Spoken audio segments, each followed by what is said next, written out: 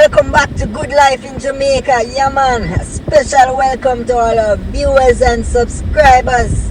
If it's your first time on the channel, remember to hit the subscribe button, turn on notifications so you don't miss out on our latest videos. So we're looking at the Montego Bay Bypass. We're in the St. Irwin area. Yes, Jamaican contractors are going to benefit. Most of the work will have to be contracted out anyway. So we're here looking on the progress. I wonder if Hurricane Beryl do any damage to the construction taking place at the Montego Bay Bypass. So we're going to look at that. So make sure you watch the entire video so we can see all the updates with the construction that is taking place in St. Irwin. Alright, so we see the workmen there putting in the steel work, ensuring that everything is in place before, of course, the concrete is poured. Yeah man, we love to see these type of developments in Montego Bay in St. James. It's a good look. This highway will change the face of transportation or the journey through St. James, through Montego Bay.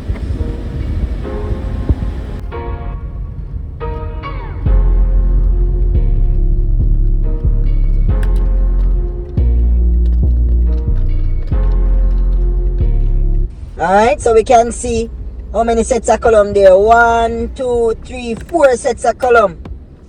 It's a better angle. And of course, this will be part of what is dubbed the longest bridge in Jamaica. Yeah man, Montego Bay make history. Longest bridge in Jamaica will pass through Irwin, St. Irwin area in St. James. Lovely man, we love to see the development going on. So we want to hear from the Prime Minister Andrew Holness. We want to hear what he has to say on the construction of the Montego Bay Bypass, the progress, etc. Listen up. The other issue is whether or not Jamaicans will benefit. Yes, Jamaican contractors are going to benefit. Most of the work will have to be contracted out anyway. It is in China Harbor's interest to subcontract most of the work. And we are going to ensure that that process of subcontracting is transparent as well. Then there is the issue, will Jamaicans get the work? Will they be able to get the unskilled labor? Will they be able to get skilled labor? The answer to that is we have placed in our contract and in the conditions 90% of the labor must be Jamaicans. Yeah. I think the people who are talking now should answer what was the agreement for labor under mid-P, and was that value for money?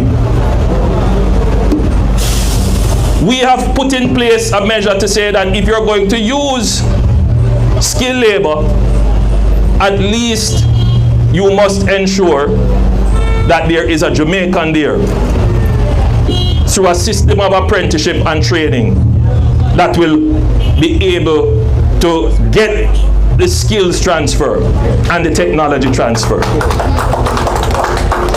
You know, you talk about, boy, you can write anything on paper. Yes, you can write anything on paper. But this government has demonstrated that what it places on paper, it will supervise and it will ensure that it is implemented to give value for money to the people. And of course, Mark Golding, the opposition leader, he has his views on the whole process, the whole issuing of contracts to perform works or construction of the Montego Bay Bypass. Listen up. The people of Montego Bay have long wanted to have their bypass road. This is something that everybody knows they deserve and need. However, the way in which the government is going about it, we disagree with fundamentally. Principle is principle. The procurement rules of this country are a vital process to protect Jamaican taxpayers from the waste or other misuse of public funds The main way in which it can be assured that a big contract like the bypass road achieves value for money and that the pricing of the contract is fair to the Jamaican people is through ensuring a competitive bidding process that sets the price and chooses a contractor. Jamaica has been building new major roads and highways for a long time now. There is no compelling need for the procurement rules to be waived for this project. In this instance, the government has decided not to go that route, but to award the contract to one overseas contractor. We have no issue with the contractor. We have an issue with the process that the government has followed. And the difference between this project and other projects that have happened before is that whereas before the financing to pay for the project has been borrowed from a lender who has said you must use a contractor from our country if you want the financing. In this instance, there's no borrowing. The project is going to be financed out of the budget from the taxes that you and I pay every day in this country. And value for money must be obtained, pursued rigorously in the interests of the Jamaican people. Without allowing other interested and qualified contractors to bid for the work, provides no transparency and no assurance of Jamaica getting value for taxpayers' money. The main reason given by the government as to why they don't want to go down the route of a competitive bidding process to select the contractor is they say that this contractor has done preparatory work, planning work and so on, and it would be unfair to them if it was opened to qualified bidders to bid for the contract. That is not my concern. My concern is fairness to the Jamaican people. Alright, see the welders there on the platform, on the bridge. See the welders there on one set of columns there, putting in the steel work. See the welders putting in the steel work, ensuring that everything is in place before they pour the concrete, just like they did the other set of columns. See the workmen there as well, tying up some steel. Of course, stay tuned as we give you some more updates on progress and other section of the Montego Bay Bypass. We will be visiting other sections further in Irwin, Fairfield, you know, to see what's going on. Of course, I am sure the Long Hill Bypass will be on track soon. So make sure you subscribe to the channel and stay tuned for all of those updates and that bypass as well, the Long Hill Bypass. Yeah man, soon and soon, what them said, them promise that traffic will be no more. And of course, again, more than half of the persons that you see driving in Montego Bay are not really stopping in Montego Bay. Check the stats. Yeah man. So of course, if this bypass is built, you know, it will take away a lot of the traffic out of the heart of Montego Bay. And base, of course, looking at international trends, of course, there'll be, I expect that at some point in time, there will be a limit to the number of vehicles that are allowed in the heart of Montego Bay. Just like abroad in the States. You know, in certain, there's a tax for persons to travel in the heart of city areas to ease up the congestion. You know, sometimes persons have to park on the outskirts of the city and actually take a shuttle bus into the heart of the city to again ease the traffic. So I think that is the direction that the transport system in Jamaica will take, because Jamaica is a small island, you know, and look at the amount of motor vehicle that we have passing through. Look at the amount of motor vehicle we have on our roads, you know. So again, there must be something in place to deal with traffic in the long term.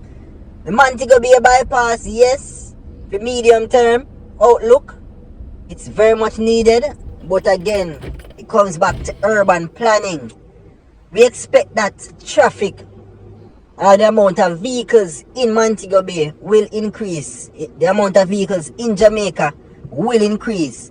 So there must be something in place to deal with that. I hope the authorities not just have short-term vision and a long-term vision, you know. Right? And we say good life in Jamaica. In order to have good life in Jamaica, you have to plan. Planning is very important.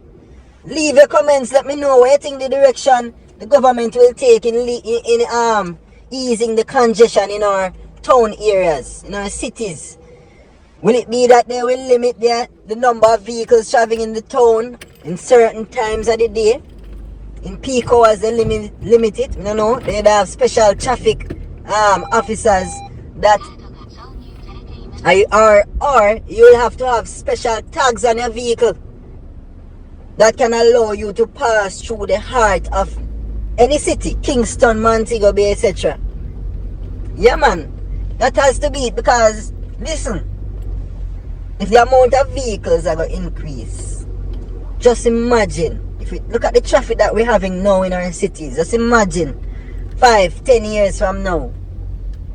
Jamaica is a small island, you know. We can't just keep building bypass after bypass and cut down, or just keep digging down mountains to build roads and roads and roads. No. There has to be something in place to deal with traffic. So vehicles probably will have special tags to traverse our cities and our town areas at certain time of the day. Drop in the comments and let me know, how is it in other countries? How do they deal with traffic?